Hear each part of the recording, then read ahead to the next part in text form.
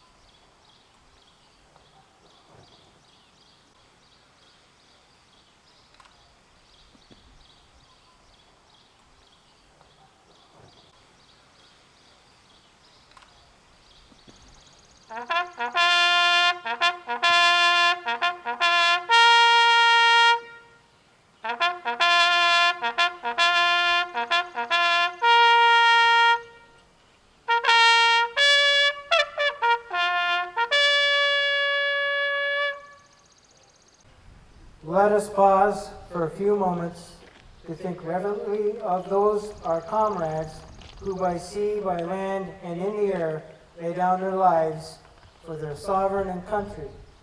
Their sacrifice will never inspire us to labor on in the end, and that those who survive and need our aid may be assured of assistance, and that the country in which we live and for which we died may never be worthy of the sacrifice they've made.